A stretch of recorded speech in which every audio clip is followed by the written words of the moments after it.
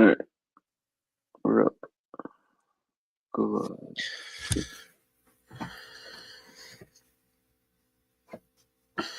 Go live. We're up. All right. Nice. All All right. right. Still a bit dark, but what can you do? Okay. Ready. So, start this off. So, so this is Jim and Eric. We haven't been on over a pint in a while due to illnesses, life, business, Due to technical difficulties. some technical difficulties. But we wanted to jump on here. We are live as well as this will be recorded and on our socials and YouTube channel. We just want to jump on, have a quick update, give everybody an idea of what we have on the go, plus kind of what's going on in the world of real estate. Yeah. Trying to figure all of those things. That's better. Yeah, we're looking at everything from new things coming in effect as far as programs that are out about, stuff that are being offered, as well as some new legislation that's coming in the tenancy program, like the Tenancy Act. Some new stuff taking effect at the end of the month. We got a bunch of new stuff coming. We're not going to go into all the detail right now. We're just going to do a little hello, give you a little taste of things to come. We are still really rocking the podcast, the community game plan. Over a pint, we have some people lined up. We're just trying to get it all in lockdown, really. Yes, exactly. Our last podcast actually it's been doing really well. Oh, nice. Getting lots of views and seeing the stats now coming in, so it's been good. Definitely, we're looking forward to doing more of those and more community spotlights and just giving a voice to our community members and showcasing them. Yeah, which also means if anybody wants to jump on in and be a part of this and they have something to say, feel free to drop us a message and let us know, and we'd be happy to help you highlight. So, I have a question for one of us, mainly me. Let us know in the chat. All right, Eric, what do you got going? Yeah. Life. Life. Well, just in general, work, of course, trying to find some new clients and help the current clients. And soccer's in full swing for the girls. So we're doing U18A girls, looking after the program for the summer, which is going to be interesting. What else? Of course, I'm heading to Toronto tomorrow. Yeah. Tomorrow morning. Yeah. So you're going to have to look after anything that comes up, but that's all good. Hey, I like it. I like staying busy. Do you want to touch on the new tenancy stuff? I can bring that up on the screen as well as we talk. Yeah, sure. Yeah, it's like I said, it's just something I was puttering around, and I don't know if everybody or anybody actually follows it, but that's the military banking. I'll get to that in a second. Give me 1 second. It is called allnovascotia.com. I get a lot of my information as it's just like coming up from allnovascotia.com. There's always changes going on. So I like to try to stay in the loop. Yeah. Because again, how can we help people if we're not following what's going on, right? Yeah. But anyway, so I opened my All Nova Scotia today, and there was a bunch of stuff about how there are going to be some changes going on in the Tenancy Act, which obviously it's going to be stuff that both landlords should make sure they know, because they have no choice but to follow it. Yep. And that tenants should know, because where they do have a lot of rights, there are also policies that they need to follow as well. Everything from the cap seems to be jumping into place. A recent cap remains in place until the 31st of December, 2027. Yeah, we should also note, like, these new changes are coming into effect April 30th of Yeah. 2025, as you see at the top of our screen there too. Just in case you missed that, or you're reading this or looking at this later. Then starting on the 1st of January 2026, rent can only increase 5%.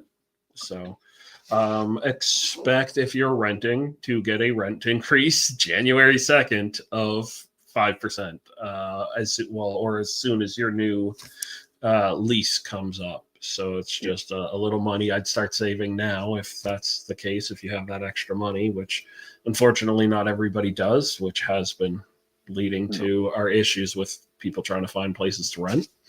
that's right. Which all ties back to that lovely conversation we had a while back with Chantel Jordans about, if you got a couple of you who can't keep playing with this rent increase, have you thought about maybe purchasing a home as a group, or Yeah. a duplex? Cohabitation is actually hearing and seeing more of it more and more. So it's a couple friends, 2 or 3 friends going in, purchasing a house together, Yeah. combining their funds, and having a legal agreement for their exit strategy. Basically, is the big one. Yeah. One of the things about that I'm noticing about this is the eviction timelines.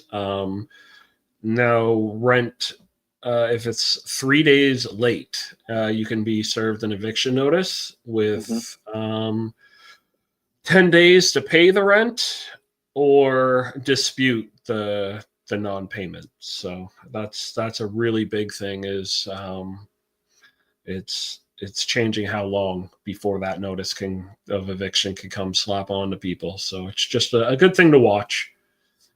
Um, and yeah.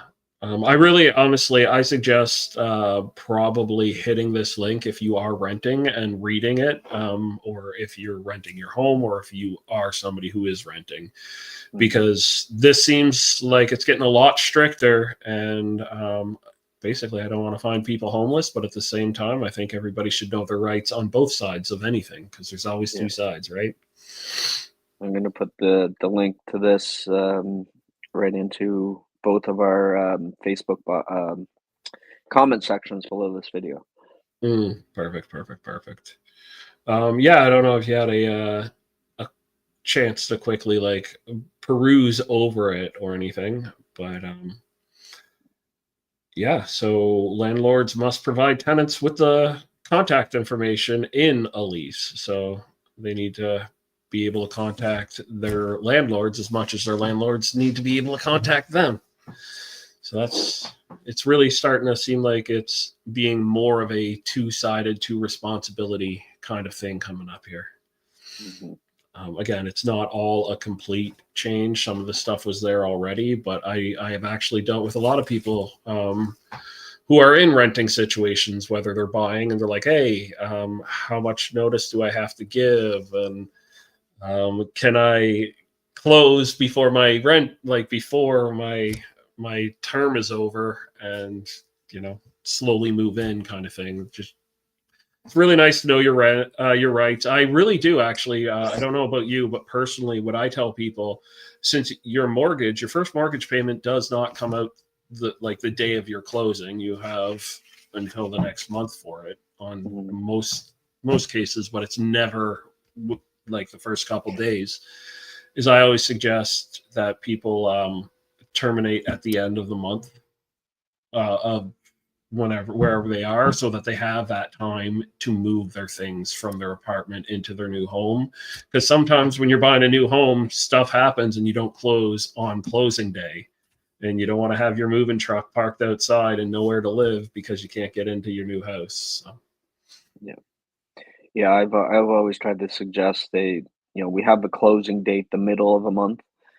They mm, give their notice so that they're out the end of that month, so they have like a 2 week gap to kind of move, clean, do everything. yeah, It's always worked well, except yeah, for new nice. constructions. New constructions I've had a few issues with, but that's a different story. Yeah, that's always a story. Um, then you got your Anything? again, the incentive program for building a second unit on your property to rent out. I still need to talk to somebody about that. I got to talk to my accountant and see what the rules on that are, because as always, I'm worried about capital gains. Does your primary home end up taking on capital gains if you do that? If anybody knows, feel free to post it in here. But this is something, just letting you guys know that it's out there. But like anything, always make sure you know both sides of the story. Personally, that's what I'm doing. This is more of a research what we have coming on in the future for you, because I don't know how that plays out. I don't know if you know, Eric, but No, not completely yet. yeah, It's ever changing, and yeah, everything's so new. yeah. But And I mean, the big thing, federal government or the federal election could change things too quite a bit. right, right, and that's it. Like the elections are going to change a lot, because again, it's right now. Personally, I have that daycare subsidies that I've been getting, and again, there's not all parties are built the same, so not all things are as important to everyone. So that's going to be a big change, seeing what that happens. Just so we all know, we don't really get into political discussions, period, let alone on here. No. But it is what it is. Oh, I guess I didn't go live there. Ha! Now I am. Hey, you're live again. What did I have there? All right, I did a post recently. I don't know if you saw, about the down payment. The down payment program. Yep. The assistance program, the initiative that they have running right now, with like an interest-free loan of up to 5% on the purchase of a new property. Yep. So that's something helpful. Definitely helpful. Again, there's always a catch. Not everybody's going to qualify for it, but if you don't know if you qualify or not, it's worth looking into, because 5% of a home purchase, or like of your fees towards a home purchase, is a pretty good thing to have. So yeah, exactly. I'm just trying to see if I can find the. yeah, I mean, here we go. overall, oh, you found it? I have found what I have for it. Like, some of the eligibility stuff is a total household income of under 145,000 a Yeah. year. The credit score of 650 or higher. Obviously, it's going to require a pre-approval, and it needs to be for a Canadian citizen or a permanent resident residing in Nova Scotia. The price limits, Halifax. So in the HRM to East Hants, it's only up to properties of 570,000. Then you've got the Hants, Annapolis, the South Shore, 375,000.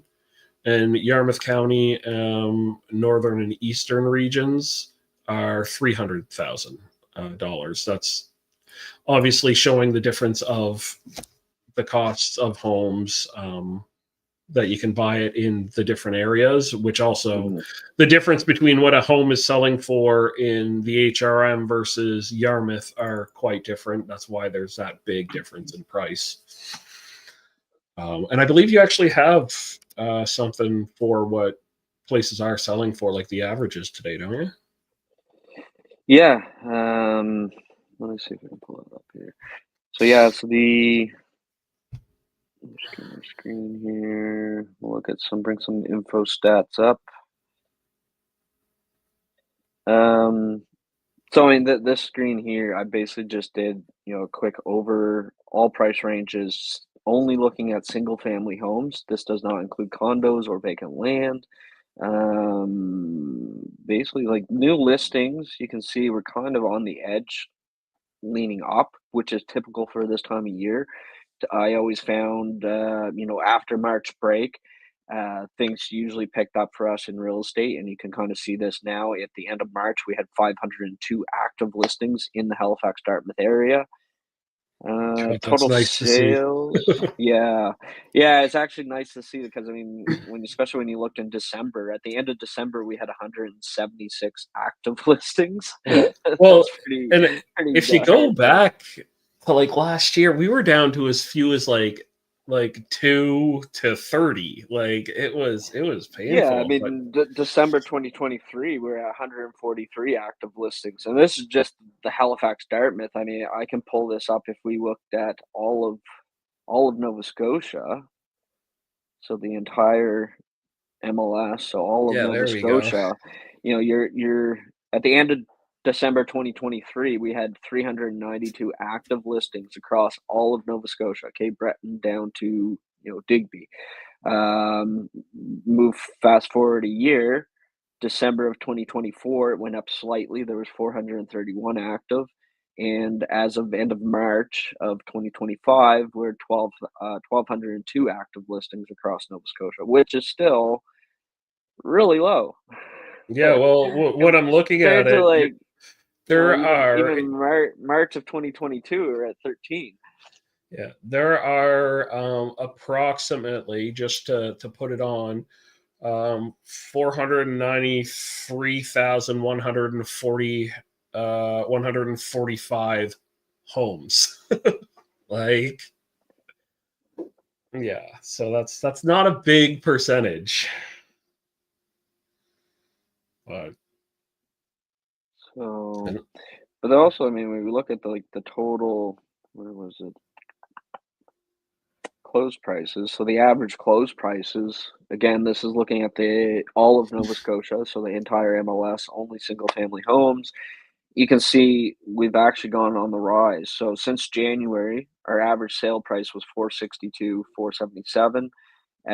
By the end of March, we went up to 490, 647. So you can see, I mean, the low inventory is still pushing prices up. We are still seeing multiple offer situations, and there's still buyers there, but it's just the lack of inventory is what's pushing our average sale price up. yeah, how much of it with the percentage of original price? Hmm. If we go to that, because I actually know, yes, we are getting multiple offer situations, but yeah, Hmm. see, we're actually in the point where right now we're looking at under Slightly, 100%. yeah. So So slightly there under are asking. people getting under asking right now, and I've been noticing that a lot. Is Yeah. when it comes down to actually pricing a home, in my opinion, what I've been doing is actually back to the point where I'm trying to determine whether pricing high versus pricing low, because with a market that's getting less than, if you price pretty much on the head, like if you're right there, if you're on that bridge, Hmm. do you go high or low? Because if you're going to get under because you're so close, should you go a bit higher knowing you're going to get under, or do you try to draw in that multiple offer situation? And where's the balance on that?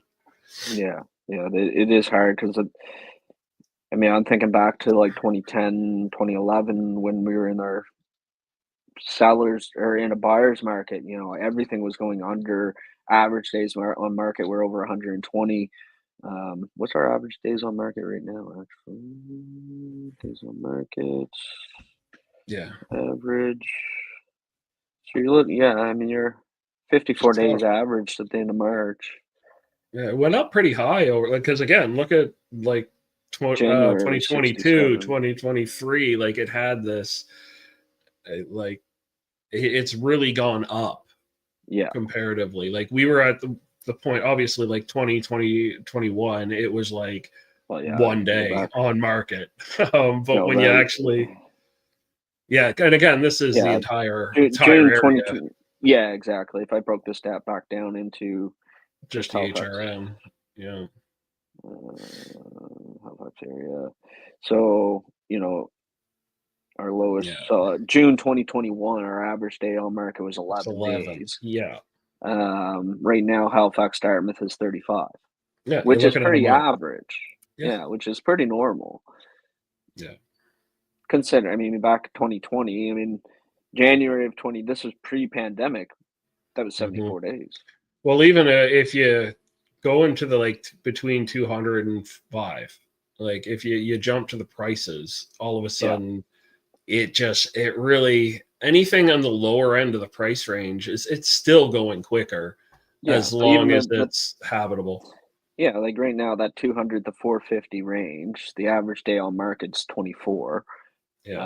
Um, say we went 450 and up, then your average days is 37. So yeah, anything over 450 or even 500, you're probably going to be on the market a little bit longer. Yeah. Not always the case. I mean, my last listing was on the market. I think we were 3, 4 days, and we got multiple offers, and it was in the 600 range asking Yeah. price. So it's not always the case, but again, these are just average numbers, right? It's the average for the market. There's always something that could happen that makes a difference. But Mhm. that's why we study this stuff, and that's why we always are looking at this information. Oh, exactly. And again, is somebody what balances out the option or like the averages too is the condition. And I Yeah, feel like there are some people who you're dealing with, and they're like, well, this one on my street sold for this one around the corner sold for this is what I want. And then you're in the house and you're like, you're you're f- you're not comparables. Like you're yeah, two very different even styles of home. We can't pit that house against you. And then condition of the house or I know for a while that really didn't play too much of a factor. People just wanted in, yes, but it does seem like people really have they're back to wanting what they want. yeah. Like they want what they're paying for. They don't want to pay to come in and say redo all the floors No, or to come in and put a buyers, new roof on. yeah, buyers have a little more choice now, and Yeah. we're not, as we saw just with the average days on market, they don't have to make a decision in 72 hours or less. Yeah, Um, exactly. they can actually take a little bit of time, do some research, make sure they're organized on the mortgage side of things, and getting prepared. So it is much easier for buyers right now. Um, One question, and I know it's been a topic that's come up a couple times, is sellers also looking to purchase Yeah. and the process. That's been a hot topic I found recently, lately. Um, did you have an opinion? What are you thinking on that? Like, I know I have my way of doing things. So if I have a seller, they're thinking of buying, or they know they're going to buy, but they don't know when to sell. Um, and buy at the same time. Hmm. The strategies behind all that type of stuff. Yeah, there's always that's always a carry on for people. I always send people to talk to their lender first Mhm. because I'm a port mortgages, bridged financing. That's always something I suggest that they look into. Yeah, That way, it's a no concern, no issue kind of thing. Other than that, like, do you have a place to go? Like, so make sure you close first, but make sure it's solid, and then you give yourself a couple days, like 2 days, for the yeah, closing on the property you're moving into. yeah, That's usually how I do it. There's, like I said, there's been the cases where people have been like the bank's like, well, you're using us again, or whoever their lender is, so they're willing to hold the funds for 2 days yeah, and say, don't worry about it. We will give you this money for 2 days, but so you can move into this new house. But when that, like, but your other one needs a closing date of no more than like 4 days or no more than a week yeah, to get in, kind of thing. So, yeah, um, that's just it. People don't want to be living in a hotel. They definitely don't want to be homeless for 2 days. So it's about where do you go, and you can't really close without the money. So if you need to sell your house to move into a house, it's only really one option. If the bank's not really willing to give you the money in advance, is close on your house before you close on the house you're buying. yeah, That's how I look at that. yeah. What did Dylan say here? Unsure what the use cases were for the initiative / subsidy for building rental units on your property.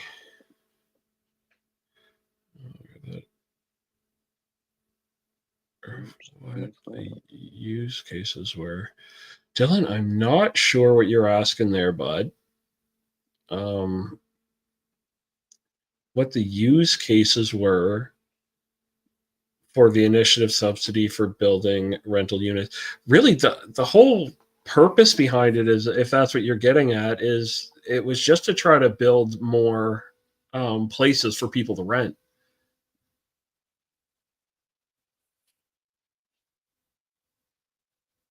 When the government thought it up. Oh, what did they picture people would do with it? Yeah, literally is I think they were hoping people would turn their own property into a double unit, like somewhere that a student could rent.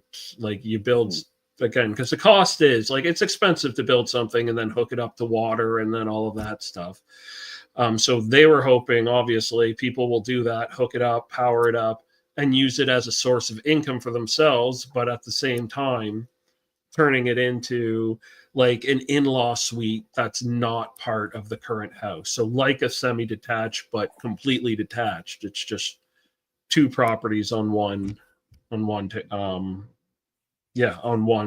like PID. Yeah. And that's great. Like I said, it's the offset for you using that money that they give you to let people is now the city has more places to house people. But at the same time, my concern is, does that turn your current home into a resource for income? And if so, does that remove your ability to be safe from capital gains on your own private property? Thank you, Dylan. Good question. Sorry it took me so long to try to figure out what you were saying. But I don't know. I don't know. What's your opinion on that, Eric? I agree. It's interesting. Like I'm kind of following in Fredericton right now. The government, the city is blanketing rezoning and allowing these second structures on, city lots and everything. I haven't gotten into the weeds of it, but I know from my experience of working and selling in Fredericton, to add a second unit onto some of these city lots, the traffic's already horrible. The services are already horrible. So now you're going to add another household onto these properties. It's just, I feel it, and I know many of my fellow real estate consultants and realtors in Fredericton aren't happy. But yeah, the government just basically said, Nova Scotia's way about it has gone a little better, but they just blanketed. They're planning to rezone everything. It just doesn't make sense. Like you're gonna have, so much more traffic into these subdivisions that can't handle the current traffic. But that's something that I know it's something that we'll probably be talking about more in the future too with them, because it will affect, our market, I think, if things like that happen, because if that government does it, then our government may do it, and I don't think that's a positive necessarily. No. Well, and again, I think, like Dylan said, like infrastructure is a consideration, but that's something we're dealing with here regardless. Like with the new apartments that are getting thrown up, and like luckily the Bedford bypass was made, but then again, there are all communities that are being built off of that now as well, in between here and like Cole Harbor even. Like, so is it good now? Yeah, the traffic is great. Like you can drive down there. It's still tight on Magazine, but you can drive through there at the right time of day. I can get to like Cole Harbor in no time whatsoever with no traffic in taking it, as long as I'm going against the work. Like for people like us, for couriers, anybody who goes against the grain of traffic, like not 9 to 5, they're pretty sweet. But then all of a sudden we're looking at they're building up on the Bedford Highway. Like, I cannot get 14-minute, what's considered a 14-minute drive generally, like when the streets are bare, in probably less than 45 minutes during the busy times. And it's because there's a lot of stuff being built between Bedford and the city center. That's just so much more volume than we have space, I guess. Right. Is the That's the concern. I mean, our population has continued to grow and is going to continue. Especially with these we keep getting new contracts, like the new ship contracts are coming in again. The more ships we get, the more people we're going to have building, the more we don't have the manpower. We don't have enough people in it because unfortunately we still are an aged population for the most part. We have a high end of retirees versus like a workforce. So we need to bring in more, but at the same time, we've got the retirees still living here. Which, don't leave. I love you, retirees. Mom, dad, stay. But yeah, build cheaper outside the city center. Yeah, that is a thing. Unfortunately, one thing I find a lot of people forget is we are a university province, and you can go so far outside of the city, but the closer you get to a community college that specializes or a university, the prices skyrocket as if you were building in Bedford or Halifax or buying in Bedford or Halifax. So again, it comes to services. You could move outside of the city, but if you want your services and you don't want to be driving an hour and a half to get to them, you still have to take into account what services are available. But yeah, thanks, Dylan. Your payback for all of my messaging you on your stream some days is really paying out here. On fire today for us. Yeah, he is. He is. We gold. We literally come on this just like we've always said. It's unscripted. It's authentic. It's we want to give you information that you want to hear, not just us randomly talking and like some people. Well, here's a fun thing. Pull up your stat sheet again with the Halifax, and let's throw a couple new lines in there. Like let's throw in with Halifax some of the surrounding within like 45. So throw in like the Lake Echo area 31. Just put it in add an area. Go leave the Halifax as it is. Go to add area next to it. And add like Lake Echo into there. Or so just like type in area 31, or you can search for it too. So Lawrencetown, Lake Echo, Porter's Lake area. Throw that one in.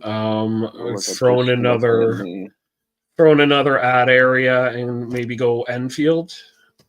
Okay. District. Like just jump outside of the Halifax Dartmouth main area. I'll even do Glasgow, but that's further than I go. I love Annie Ganesh. Or like even Mount Uniacke, Windsor. Just type it in there. It should show up when you type it. No. Windsor. What area is Windsor? That'd be East Hants Cold. East Hants, West Hants. Colchester West area? Let's go with East Hants. All right. Let's shorten the time so it's not so big. Let's make it more recent instead of 5 years. So we'll look at 3 years stats. So following the lines here. So this one, I'll just make sure I get all the stats all the same. So single family. Thank you, Grams. Grams in. Grams, good old Linda Smarden, throwing in her 2 cents worth. Our thoughts on the new city putting 600 affordable housing in the old Shannon Park, which includes the new park system, the stores, the shops, everything they're talking. Personally, I had been saying from the get-go that Shannon Park, because the buildings had to come down, the asbestos and all of that, it needed to happen. I was saying right then there needed to be affordable housing and not set by let's just build whatever and then people who move here will real affordable housing with the parks in the area, not building a block like again happened in New York and in the States so long ago, where they build a development project like for people who couldn't for low budgets, but make affordable houses at a rate that people can actually pay for. I've been saying Shannon Park should have been that from the get-go. Like, I was not a component of turning it into a stadium area or any of that. Like, it's ideal. It's close to everything. It's close to works. And I know the problem is it's a very high, like, it could be a high value area. You could throw in really expensive condos and people would move there for the proximity and the water but what it was a military base. It was affordable housing. Turn it back into what it was. Yeah, and that's the issue though. Like Ocean View, Ocean something, whatever those apartments are there now, they're getting tore down, every single one of them, and they're not going to stay. Unfortunately, affordable. Affordable. That's the word I'm looking for. We have a friend that lives in there right now. I haven't talked to them recently, but I know they would have got that last notice that just went out. I think I forget if it was a year. They were all given just basically a year recently. Ocean Bridge, yeah. Yeah, it's the old Wallace Heights, exactly. Yeah.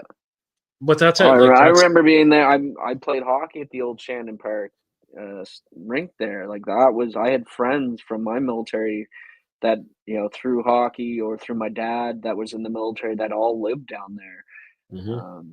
It was really fun as a kid, go down there and see my friends and feel like, because it did really feel like the old military bases that I've lived on in the past too. Well, that's it. I had friends living in there, as like my family, my parents lived in Shannon Park. Like, so when I first moved back home from Germany, it was still that military place, and a lot of my friends lived there. And all of a sudden, when I went to visit a friend who was living there as an apartment, I was blown away. I'm like, do you have the small cubby hole in the basement? Like, I knew these places. And the soccer field, like, I don't know how hard I pushed to get that turned back into a soccer field for multiple reasons. Like, first, I loved it there. Like, I played on those fields so much. Yeah. But it's also what it had become is like the train road, when you'd hear about the coyotes. Because I even remember when I was working security in that area, the coyotes that would come down, follow the train, would be in the overgrowth. Yeah. Like, that soccer field became like a hunting ground for the coyotes to go, and like coyotes and foxes to go after cats and people's small pets. Like, it just wasn't safe as an overgrowth. But yeah, that was probably one of the worst sales the government did, really. Yeah, I think it really, and I think affordable housing, the incentives towards it need to be aimed not at just building something, because what we've been seeing is they build more expensive things, hoping people in the less expensive places will move into the more expensive ones and free up the cheaper ones.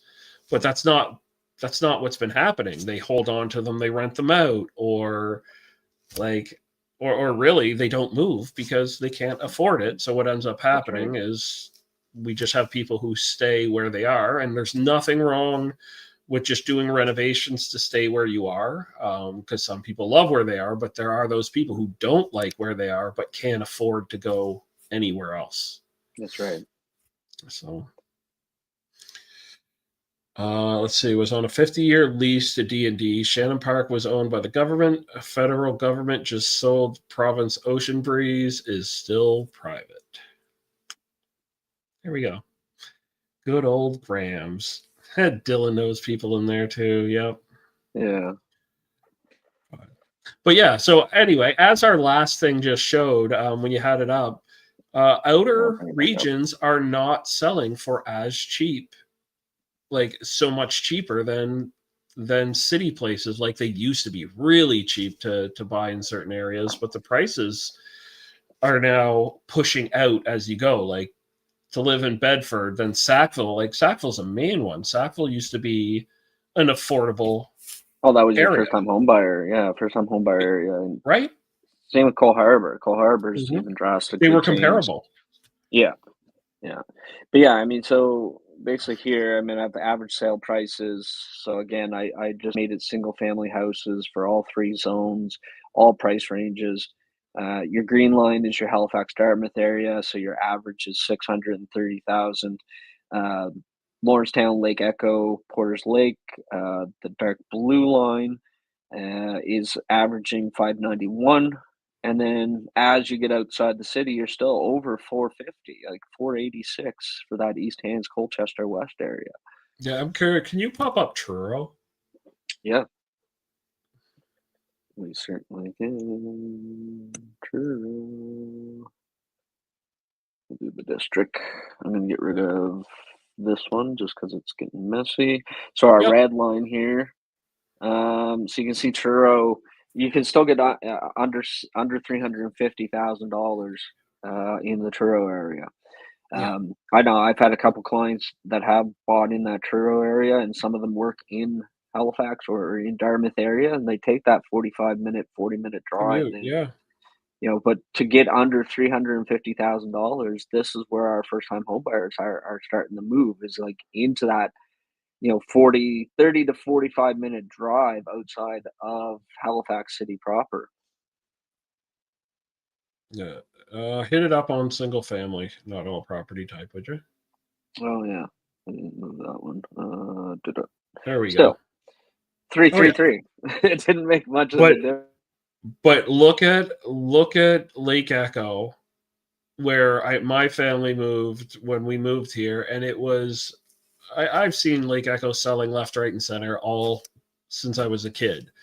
There has never been a time that, like when I in my youth, that living in Lake Echo was comparable to living in Halifax as far as a price. Not even close.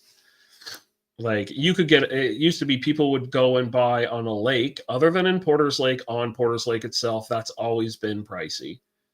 But to buy in Lake Echo, it's just How did not I the get same. unmuted?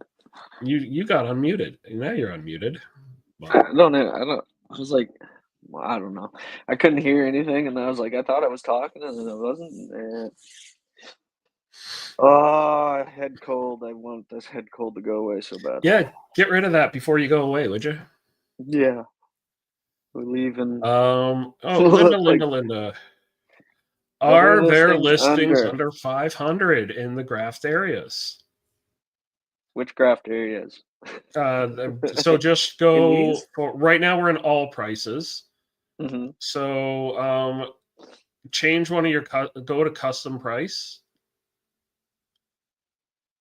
like and hit hit that, um, and just change something so it's no higher than like where you have 200 to 200. It's not really doesn't exist. So let's go 300 to 500. So 499. $4.99. Yeah, It'll let me. yeah.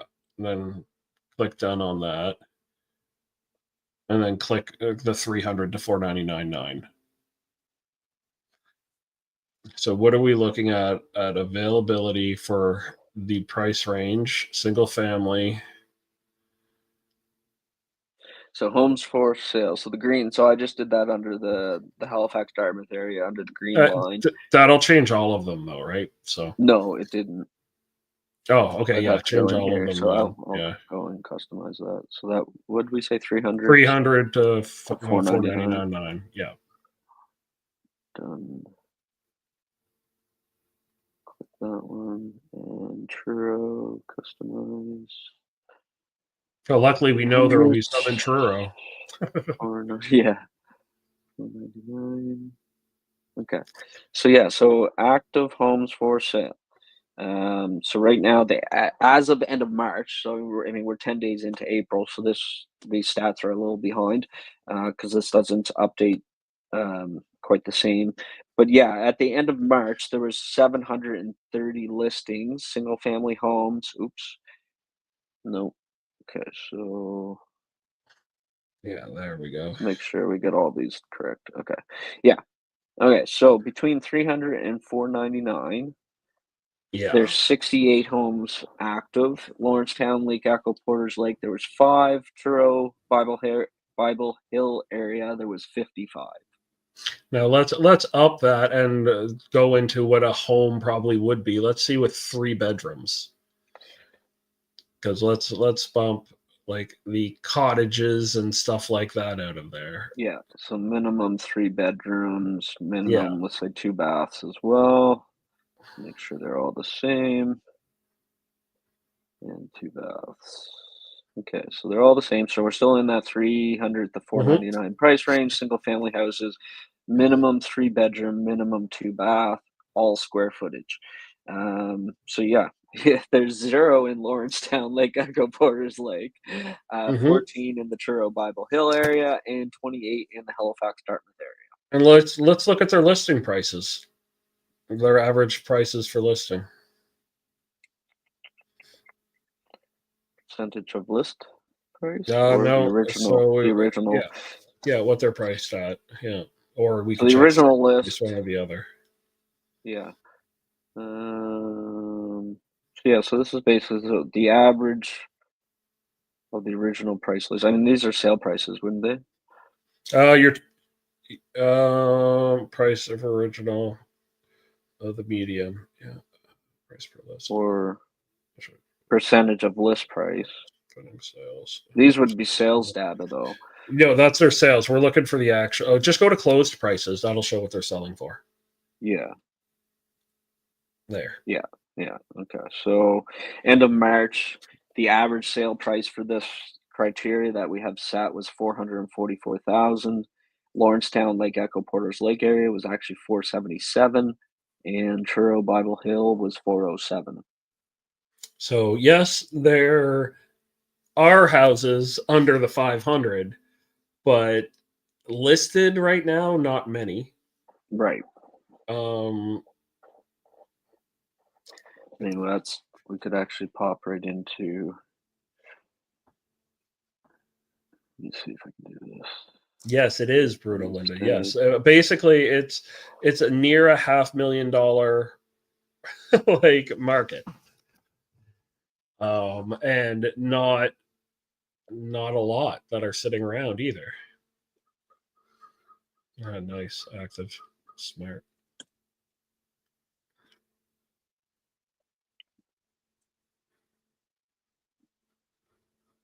Yeah, let's go 600. Yeah, well, and that's just it, Dylan. It's not like it's not like how much people are making have changed drastically. And it is turning into, to get in the market, you almost need a guaranteed dual income who can both be approved. Yeah. For a home, like, so 2 people with good credit. Yeah. So like this, so for people that aren't familiar, this is the back end of the MLS. This is the realtor version of the MLS system. So realtor.ca, any real estate website, this is what the real estate agents use. This is where we get all our data. This is where we get our historical data as well. So what I did here was just a 300,000 to 600,000, all active listings in the Halifax Dartmouth area with a minimum of 3 bedrooms and 2 baths. And there's actually 154. Go single families too, because I this is Yeah, because that's condos. probably counting condos as well. It So is, if we yeah. type single, so 154, we drop down to 138. 20. And let's see the difference between, like, just go detached, and then we'll see semi-detached after. So detached, there's 95. And then the semi-detached, 35. Townhouses, we should add as well. So semi-detached and townhouses, you're at 49 active listings. 39, yeah. 39, sorry. Yeah. Which is actually pretty crazy. considering. I mean, your lowest price is $350 in Halifax. Your highest priced, this is semi-detaches at 600,000 in Herring Cove. 600 in Herring Cove. Wow. That's a new construction, obviously. Yeah. I mean, But that's a brand new construction, which kind of makes sense. so let's check the recent sales then on the same page and see what the recent sale prices are. So sold. And go for the last. You just go over the date range, like to the date range itself, and you can do a more proximity or a more. So go up to where you are, slide all the way over to the right where it says date range. Yeah. And then just pick like the last 6 months. Okay. There we go. So let's take a lot. Yeah. So that's a lot. Let's bring it. Put it even closer now. Instead of 6 months, bring it even to as recent as it lets you get. Yeah, well, if I add detach, we're down to 335. Mm-hmm. But like say, if you go up to the 6 months, bring it to like this week or those last 7 days. So this year will be way a lot. So nothing this month. What do we got for weeks? Last month there was 43 last month. There we go. Detached homes, single family, 3 bedroom minimum, 2 bath minimum, 300 to 600. Just Halifax, Dartmouth area. If you look at the cost of making the house, hold on, Dylan. It is far less than what determine the market to support. Just having new homes, though, the cost of building a new home, it's generally, depending on where you are, can be upwards to $800,000. Yeah. Like I have somebody getting a brand new build now. Granted, it's it's in a higher scale area, but 800 all day to build a new home. First, you have to find somewhere where you can build it. Yeah. But if you can get a new build for under 450, I will ask you to show me how. Like, and that's just. I feel like it went up when there was the cost of wood went up, and that was during COVID with the whole like no going over the border, all that. It hadn't changed. Like prices of wood didn't come down when that issue ended. And I feel like with the tariff sets, all this talk and this all being everywhere, the prices of wood's probably just going to go up. The price of wood goes up. The price of rock goes up. So does the price of homes. Yeah.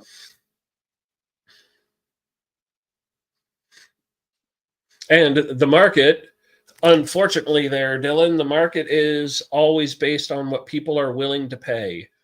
If people didn't need to move or if people weren't willing to pay a certain price, like the market would have to come down, which is why we have buyer and sellers markets. Is if we had a lot of product on the market, all of a sudden the price would drop drastically because there would be options. The lack of options is what keeps the prices high. Yeah. Supply and demand definitely is the biggest factor. It's I mean, building cost is a factor, but to me it is the supply and the demand. It's you got 10 people looking to purchase a house and there's only one house for sale. That price is going up regardless. Are people veering towards new mini homes or tiny homes?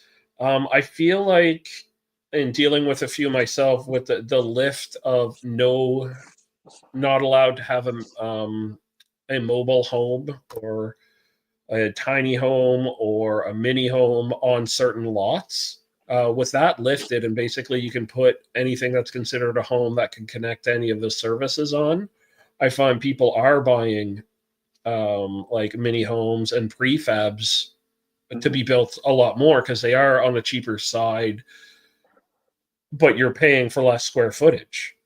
Because like Dylan said, he's a big person. You're going to have a big family. You're not going to be able to be comfortable in these smaller homes that are what you can get for $350 right now for a new build.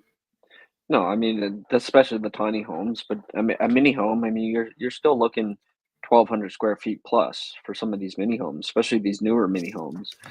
Yeah. They're actually quite spacious. Like where I'm in a mini home myself, it was actually ideal for me and my girlfriend because of the cost versus rent. Yeah. Our mortgage plus even our lease land that we pay everything in, we're paying less for this to own than we were renting Yeah. or we were going to rent for. Like it just made So for sense, and it you, yeah, for you, it would make sense that if you owned your own land, if you already owned the land and it was somewhere you wanted, having a mini home built there, put there, would make sense for you, because then you wouldn't even have lot fees. right. I mean, ideally, if we, I mean, we did bid on a couple mini homes that were on their own land. Ideally, like I think Dylan just made a comment there about, if you have a mini home, you can put a basement on them, under them. Mhm. Sorry, it just if you own your own land, and that was something I would do. I would start with the mini home and then expand on it, put the foundation in, put that on the foundation, then have my basement. Then I can add additions onto that if I needed, and if I had had the land to actually do it. But to me, like especially first time home buyers, don't disregard mini homes. Don't disregard these small homes. This is your chance to get in, get your foot in the door, build some equity, build some credit. Then you can look at two different options. You can look at either holding on to this first mini home and use it as a rental property to create some income for yourself. You'll have enough to cover all the expenses of that home. Plus, then when you go to purchase, you have an additional income on top of your current income, which the banks will love because they're going to say, oh, you have that much income. We'll give you X amount of dollars to go purchase your next home. It is a way to get your foot in the door into real estate. Too many people I've seen couples, like young couples, buying 4 or 5 bedroom houses. Why? Why? You have Yeah. no kids. It's just the two of you. Start small and climb the property ladder. That's what we were taught for decades. Mm. Start with the small house, buy or sell it or update it, renovate it, do whatever you want, sell it, go get your next house and climb that property ladder. People have now skipped that first time home buyer house because they see Want the their bells and the forever home. whistles. They want their forever home. 99% of the time, they don't stay in that home forever. Yeah. It just doesn't make sense to me. And I've been Yeah. doing this too long and seen too many mistakes and conversations, and I'm actually have meant I've I'm not afraid to say, "Don't buy this house," and this is why. Yeah. Well, there's also the whole fact that it's not like it was even when my first time I got in the early 2000s, where you could not get a bank or very few banks would finance a mini home. Like they're like, nope, there was no profit in it for them really. It was just a dangerous way for a bank to lend out a mortgage. Now you actually have options. You can get mini homes through a mortgage because you're still like paying a good amount. Mhm. Yeah, we actually, Linda, we covered Yeah, the whole using it. secondary. Yeah, using it as having two people coming in to buy something to keep a cost down. Yeah, that was one of the things we not only covered that with Chantal, we covered it today, but it Yeah, is again something worth coming back to. Is mhm, if you're buying a place, buy it knowing that you might have to rent part of it out. yeah, It actually happened all the time in downtown Halifax for people who wanted to live in downtown Halifax. They would block out the stairs to the basement, turn it into a basement apartment, and do all their main living upstairs, bring a laundry up to their main floor, and left the downstairs for tenants. And it's again, it works with families. I've known of siblings who have bought homes together. yeah, Again, you can make a house can have its divisions, but what's happening is when you're looking for families and stuff like that, if you have kids, if the people have kids, a lot of people are worried about, will they like the people who are renting, or will that, like, again, I my first home, I had every room rented out. It was me and all of my friends, like, because that's what we had to do to get out of our parents' house. Yeah. And eventually that led to me being able to live elsewhere or travel and live elsewhere, but it gave me the money I needed to do the next step. Yeah. Yes. Dylan, the idea of to buy the other half of your semi-detached and turning it into a big single unit, I have had that idea so many times in my life. Pluses and minuses, you'll end up with a more expensive and larger home for yourself. The downside is you've now taken away a property from the market. Someone will not be able to buy that other half to live in it. But again, is what it comes down to, is it your responsibility to worry about where other people are living? But it is fun to think about. The other thing you'd mentioned too, Dylan, and I actually like this, is right now there's less land because of building stuff like a bunch of, like, not mini home parks, but like leased land, which usually when you're buying a leased land home, it's a mini home that's on it. And that all brings it down to, is developing out going to continue to be sustainable, or do we need to build up and maybe put more condos on the market, like build more condo buildings with a stack of an upwards instead of a side spread? Because does everybody want, and even if you want your own single family home, is that the place to start? Like you were saying, do you start with a condo and know you own something, build your equity and all of this, and then eventually move out of the city and have your land and or do you just keep building? Yeah. Everybody's needs, wants, likes, dislikes are going to change, right? I had clients that were in their 20s, a couple that were in their 20s, that you think in your 20s you want a single family house. They wanted a condo. They did not want to have anything to do with lawn care, snow removal, anything. They were comfortable in their apartment style condo. And from what I heard, I sold that to them like 12 years ago. Last I heard, they were still in it. Like, well, again, it's a lifestyle. Do you not have it pets? is. You like to travel. Like, you don't want to travel, 3 months of the year and have come home to having to mow your lawn and make sure your house. And the other thing is too, is like insurance for that kind of stuff. Oh, semi-detached need to join the lots because 2 PIDs. Linda and Dylan have their own conversation going. They do, Mom, I'm just gonna have to sit down and have you talk to Dylan someday. Yeah, I was gonna say, like, with that whole, if you bought a semi-detached and then converted it to a single family, like, I think what Linda's saying is, like, you got 2 PIDs, you're paying 2 Yeah, you're property paying taxes. Yeah. You'd have to merge them if the city approves it, or Right. suck it up and pay the extra property tax, which I don't think would be affordable. No. A group pool for maintenance. Yeah, each one of your kids are paying a different amount. Yeah. The other issue, I mean, and I know my dad is the big one and that has issues with condos is, those unexpected fees, Mm-hmm. right? At least, like, if you own something and you're renting it, 90% of the time, if a maintenance issue comes up, your tenant is paying for it, not you. If you've done your books right, you've put the money aside, and you take X amount of money from every rent check that you receive, when that dishwasher blows, when that roof needs to be replaced, when that You have washer or money set dryer needs to be aside. replaced, your tenant is actually paying for it and not yourself. Yeah. Versus That's if you're if in a you include it, condo. like, yeah. Well, yeah, but versus if you're in a condo and those special assessments come up because they need a new heating system, they need a new roof.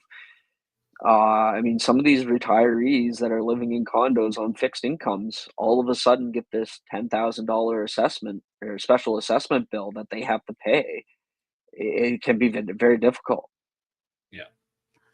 Yeah, which is also why when moving into a condo, if you are thinking of moving Yes. into a condo, have your real estate agent look at the financials, have them And the show you lawyers. the And your lawyers. financials. Like, make sure you know that they're there. You know if there's a special assessment coming. You know if there's money set aside. Like, yeah, Reserve make funds. sure, Make yeah, sure there's reserve funds a for healthy sure. reserve fund in any Yeah. condo building that you're looking at. Or just expect to be paying a little extra. Yeah, special assessments, Dylan, is it's something that not many people know about. Like it's it can come out of the blue, especially Mhm. if somebody's not really paying attention, if they're not on the board. I had a client, it was an estate sale, so I was dealing with the son who lived on Ontario. They didn't have all the communication that about the condo, and on after the sale they found out there was a special assessment that they were notified about prior to the sale that they ended up having to deal with. Thankfully it was dealt with by the lawyers.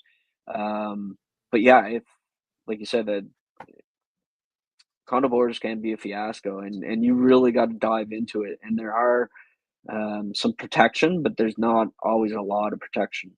So you got to really, if you're looking at purchasing a condo, make sure you're going through the financials and everything, reserve fund information with a fine tooth comb.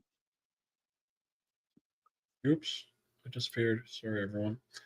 Wow, this I honestly didn't think we were gonna drag an hour out of this. To be honest, like I thought we were gonna be like a bunch of like back and forth and seeing what we could get. But wow, Dylan and Linda for a We owe big you guys a coffee or big lunch or something. participation here. We appreciate that. But thanks, Dylan. But yeah, so again, we'll just do a quick wrap up here of what we did go over. Everything from like new tenancy rules coming up, military. We have a thing coming up soon where we're going to have an over the pint with somebody with military postings, and if you're with the military, why we're pretty decent to use. And yeah, more shenanigans with Jim and Eric always coming at you. We have a little background with military. We do. We got one or two things. But Yeah, so yeah, make sure we have our community game plan shenanigans with Jim and Eric, our podcast, which is on all podcasting sites, so Apple and Spotify. Check that out. We are planning to take April off of the actual podcast. We're going to take some time to focus on the business and get some stuff done for us. And I'm also away for 5 days coming up tomorrow.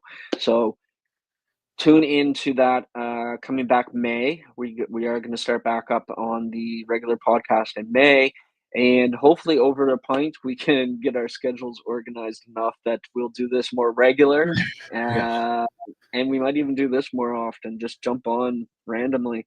We will have some scheduled times with guests that we'll advertise prior, but we might even just do this. This was actually fun. this is, and again, is if anybody, like I said, you want to jump on, you want to share some of your information or knowledge, or you have something to say, something you're trying to just get the community to know about, anything going on, reach out to us. We would be happy to have you on Over a Pint, and if all goes well, who knows, we might get you on the community game plan as well. Yep. But, yeah. So thanks. Appreciate y'all. And that's it for Jim and Eric Over a Pint. Excellent. I'm going to end us here, and we'll see you all very shortly. Thanks again for joining us.